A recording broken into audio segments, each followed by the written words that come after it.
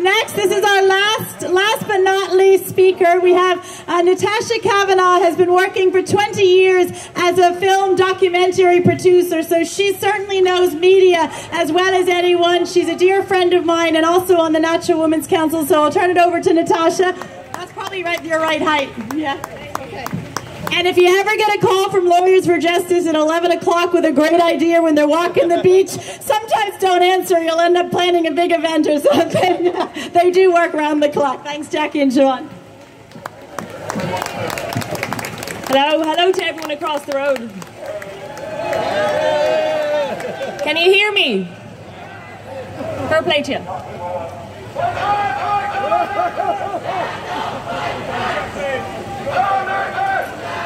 Do you know the irony of trying to obstruct someone's right to freedom of expression is lost on them entirely.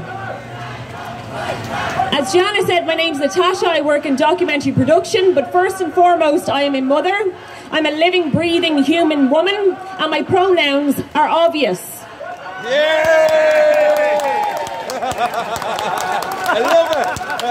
I'll be reading off my phone because the printer wasn't my friend this morning, but sure, we'll get there.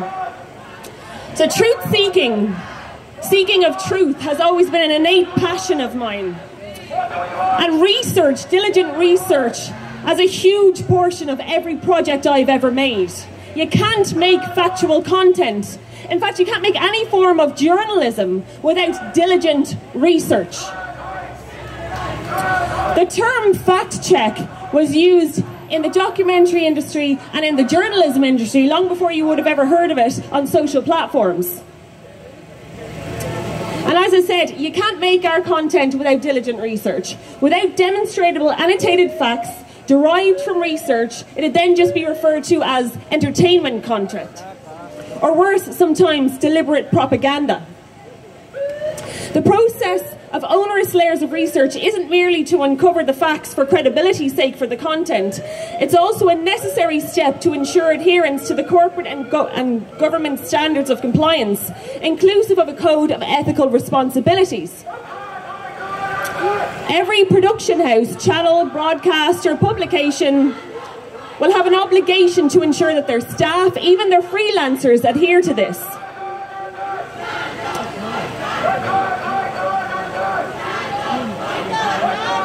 What are they fighting back against? What are you fighting for? You have the same human rights as all of us. Yay! Or are you claiming to not be human? I'm not quite sure. So let's say I rocked up here today having lived under a rock and didn't have a background in the media industry, right? And I just heard all these people speaking here today and heard all this information for the first time. I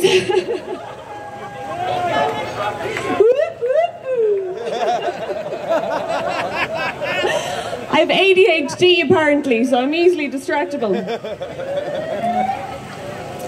So the first thing I'd imagine, even through ignorance, I'd imagine the first thing I'd ask myself is, if all this was true, what they're saying, why isn't it on the news? And in my ignorance, I'd take to my smartphone and I'd start scrolling through mainstream journalism. I'd scroll through press releases or conferences, I'd scroll through tweets even, to see what our government representatives have to say on the matter. And sure, I'd be left stumped. Sorry, here's where I am.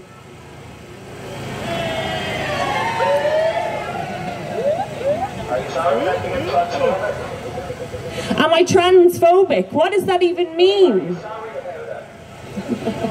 I can't help but engage. I'm sorry, I do like to chat to people. So I'd be left stumped because all I'll have heard from ministers in relevant roles and from mainstream journalism of our nation is that the eloquent people that I've heard speaking today were nothing more than far-right, transphobic, homophobic extremists who want to ban all of LGBT reading material, who, fueled by their homophobia, harass and intimidate their fellow citizens while they're at work, who use sensationalism and panic to cause a false threat about our kids that doesn't exist, just all so they could spread hate. And I'd start to wonder what sort of event I'd even gone to. I might even come across the press conference from last week where our media minister, Catherine Martin, said when speaking in the context of RTE, and I quote, "Public service broadcasting does a good for democracy and for society, and it should not be questioned.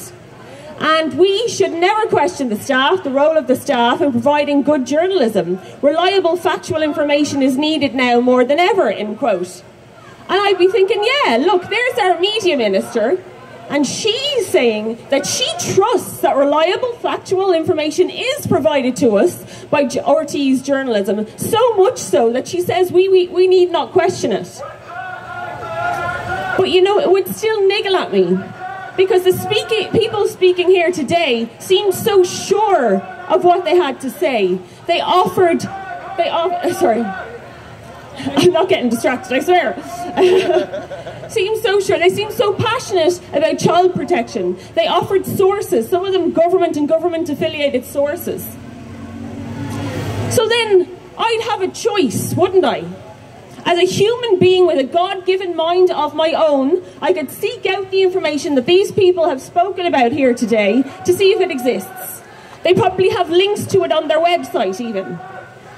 Or I could shut my mind off to everything I'd heard today in accordance with our news and our government and accept that there is no active threat to all the children, and everyone I heard speaking today was nothing more than the mainstream media reported. Far-right thugs who hate anybody who's LGBTQIA plus and minus. Sure, what right-minded person in 2023 wouldn't want to keep a big gap between themselves and any label like homophobia or Nazi or transphobe? Should that be social suicide, wouldn't it? Somebody once said that the only thing necessary for the triumph of evil is for good men to do nothing. Hear, hear. Hear, hear. We all have choices. Regrettably, Ireland has what can only be described as a deplorable track record of heinous crimes committed against children that were not only ongoing, but that were willfully covered up. Babies in septic tanks, illegal adoption or child trafficking as it should be called. Girls kept as slaves in laundry houses, child rape. Crimes that went on for so long and with so many people in the know that there's been multiple national and international films made about it. The national shame of it. We all have choices. We can choose to accept the more palatable lie that there is no threat and live safe in the fact that when the truth of the destruction erupts to the surface after it's caused immeasurable harm, we can throw our hands up in the air with that old familiar line, "Sure, we didn't know." Unlike the reprehensible crimes that have been committed over the past number of decades against a great number of wholly unfortunate children that should have been protected. Hear, hear. The information you've heard today has the potential to cause harm to every single school-aged child in the country in the foreseeable future. What is stopping us from going online and reading, say, the World Health Organization standards for sexual education in Europe, for example, right? To read for ourselves their recommendations for age 0 to 4 category, advising teachings of self-pleasure. Age 0 to 4. Might this be added to the ECI syllabus for September 25 to be taught in between the ABCs and the days of the week? Or Into's animated video created as a teaching resource on how a primary school child should be socially transitioned in a classroom and how to ensure the entire classroom go along with this. Perhaps RTE might report on today's event and call me a sensationalist. RTE, who quote the World Health Organization more times than they say good evening, might dare call me an extremist for questioning the road that O'Gorman, Foley and the likes are taking the children of this country down, while the mainstream media completely ignore the very existence of this very real information that is available to read in black and white and report on it should they choose to. So why aren't they reporting on the content of the books being recommended to children? Why aren't they reporting on the reality of the content on the curriculum changes and those curriculum changes promised over the coming years? Why aren't they willing to consult the the people and have a balanced public debate on something so fundamentally important. Because they, as individual human beings, are choosing not to. And they're holding on to the mantra that they can use later on, should they need to. Sure, we didn't know, except they'd be lying. Because even in the absence of the layers of research that have surely been conducted as due process, we can reassure you all that they are privy to this information that you've heard today, and its sources, because we have sent it to them. In fact, as Jana mentioned, RTE's primetime were issued 8 pages of information, yet the human beings working in that production chose not to highlight any of the actual content of these books. Despite going to the effort of lighting and filming a pan shot across the cover of one of the books, a book that reads like a manual for a young vulnerable child to go online, get chatting to an adult and talk about sexually explicit stuff that they had learned in that very book. Sorry, I've lost where I was. Shame on them!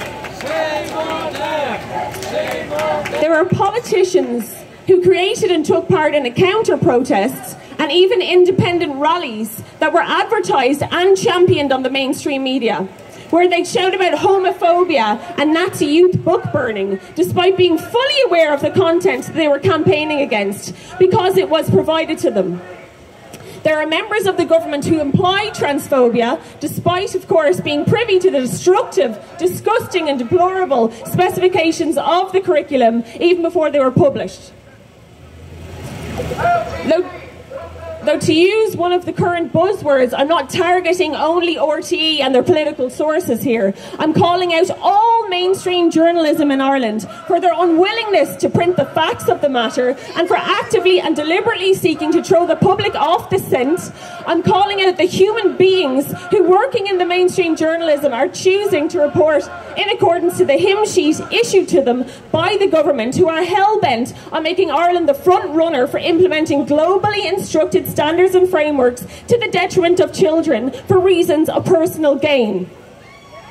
Yeah. And to these people I say, what need you being come to sense but fumble in a greasy till and add the halfpence to the pence and prayer to shivering prayer until you've dried the marrow from the bone, for men were born to pray and save. Romantic Ireland is dead and gone. It's with O'Leary in the grave. And know this, judgment will have no mercy for those who have shown no mercy to others. And surely safeguarding children is the innate responsibility of every single adult living and breathing.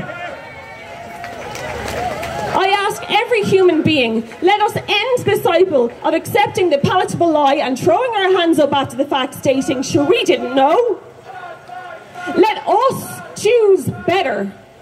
Let us resurrect romantic Ireland, where we were willing to take bullets to protect our children and grandchildren, not cower in the corner in avoidance of pathetic false labels.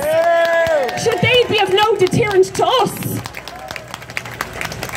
Because truth, like our responsibilities under natural law, is impenetrable.